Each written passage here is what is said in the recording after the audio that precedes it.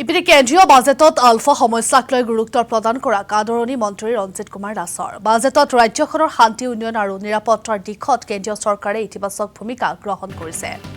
আলফা সমস্যাৰ স্থায়ী সমাধানৰ দিশত এই পদক্ষেপ গুৰুত্বপূৰ্ণ বুলি মন্তব্য কৰিছে মন্ত্ৰী ৰঞ্জিত কুমাৰ দাসে। কেন্দ্ৰীয় বাজেটত তৃতীয় আৰু চতুৰ্থ বৰ্গৰ কৰ্মচাৰীসকলৰ বাবে কৰ ৰেহাইৰ ঘোষণা। কেন্দ্ৰীয় বিত্তমন্ত্ৰী নিৰ্মলা সীতাৰমণলৈ ধন্যবাদ মন্ত্ৰী ৰঞ্জিত কুমাৰ দাসৰ। আৰু এনেদৰেই বাজেটত আলফা সমস্যাক লৈ গুৰুত্ব প্ৰদান কৰাক আদৰণি জনাইছে মন্ত্ৰী ৰঞ্জিত কুমাৰ দাসে।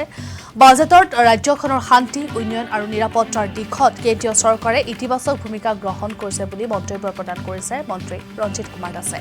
আলফা সমস্যাৰ স্থায়ী সমাধানৰ দিশতো কি এই পদক্ষেপ গুৰুত্বপূৰ্ণ বুলি ইতিমধ্যে মন্তব্য কৰা দেখিবলৈ পোৱা গৈছে। লগতে কেন্দ্ৰীয় বাজেটত তৃতীয় আৰু চতুৰ্থ বৰ্গৰ কৰ্মচাৰীসকলৰ বাবে কৰ ৰেহাইৰ ঘোষণা।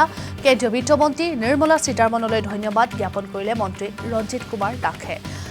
আমি উল্লেখ কৰিছোঁ যে আজিৰ দিনটোতেই কি মন্তব্য কৰিছিলে মন্ত্ৰী ৰঞ্জিত কুমাৰ দাসে। প্ৰথমে আমি মন্তব্য শুনাই ল'ব বিচাৰিছোঁ। উত্তৰ পূৰ্বাঞ্চল পূৰ্বতে বিভিন্ন ধৰণৰ সংগঠনে ডিষ্টাৰ্ব কৰি আছিলে, এতিয়া সেই সংগঠনৰ মাজৰ পৰা আলফাৰ যি আলোচনা ভাৰত চৰকাৰত হৈছে আৰু সেইটো নিশ্চিত ওপৰত সুন্দৰ পৰিৱেশ এটা আহিছে। পূৰ্বতে আজি যদি নৰেন্দ্ৰ মোদী ডাঙৰীয়াই দায়িত্ব লোৱাৰ আগতে বা আজি 5টা বছৰ আগত যদি আমি কওঁ যে এক অশান্তময় এটা পৰিৱেশ এটা আহিছিলে আৰু এটা শান্তিময় পৰিৱেশ এটা উত্তৰ পূৰ্বাঞ্চলত আহিছে। আৰু অসমতো নিশ্চিত ওপৰত শান্তিময় পৰিৱেশ, কাৰণ কিয় মাননীয় মুখ্যমন্ত্ৰী ডাঙৰীয়াই যি আন্দোলন বৰ্জিত যি পৰিৱেশৰ কথা কৈছিলে, যাৰ কাৰণে আমাৰ পৰ্যটকৰ যি সংখ্যা যথেষ্ট বৃদ্ধি পাইছে। আমাৰ দেশীয় পৰ্যটক আমি 76 লাখ আমাৰ দেশীয় পৰ্যটক আমাৰ অসমত আহিছে যোৱাবাৰ। পূৰ্বতে আহিছিলে 24 লাখ, এইবাৰ 76 লাখ।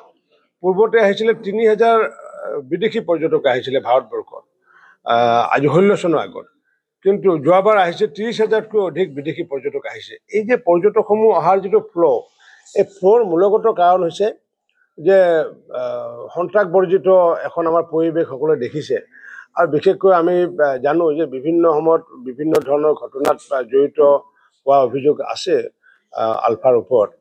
আৰু ভাৰত চৰকাৰে যিহেতু এক ঐতিহাসিক সিদ্ধান্ত লৈ আলোচনা বিলোচনা কৰিছিল মাননীয় মুখ্যমন্ত্ৰী ডক্টৰ হিমন্ত বিশ্ব শৰ্মা ডাঙৰীয়াৰ সহযোগত, আৰু সেইকাৰণে এইবাৰ প্ৰথমবাৰৰ বাবে পূৰ্বতে আমি দেখিছোঁ যে বাজেটত বিভিন্ন তেনেকুৱা সংগঠনৰ নামত হ'ল উত্তৰ পূৰ্বাঞ্চল হওক বা ভাৰতবৰ্ষৰ বিভিন্ন সন্ত্ৰাসবাদী হওক বা বিভিন্ন সংগঠন যিসকলে মূল সুঁতিত আহিছে তেওঁলোকৰ পুনৰ সংস্থাপনৰ বাবে বাজেটত টকা ধৰা থাকে। কিন্তু এইবাৰ উল্লেখযোগ্য হৈছে যে এইবাৰ একেবাৰে ডাইৰেক্টলি আলফা যি সংগঠন, এই সংগঠনৰ নামত তেওঁলোকৰ যি পৰিয়ালেই হওক বা কেডাৰ, এই কেডাৰসমূহৰ পুনৰ সংস্থাপন বা তেওঁলোকৰ জীৱন আৰু জীৱিকাৰ বাবে 500 কোটি টকা আবণ্টন দিছে বাজেটত। এইটো খুব এটা সুন্দৰ এটা খবৰ। গতিকে এনেকুৱা ধৰণৰ খবৰে আল্টিমেটলি কি কৰিছে যে সকলোকে একত্ৰিত কৰাৰ কাৰণে বাজেটখনে যেনেকুৱাকৈ দুখীয়াই হওক বা মহিলাই হওক বা কৃষকেই হওক বা যুৱক যুৱতীসকলক লৈ পেলাই আকৃষ্ট কৰিছে, সৰ্বস্পৰ্শী সৰ্বব্যাপী হৈছে।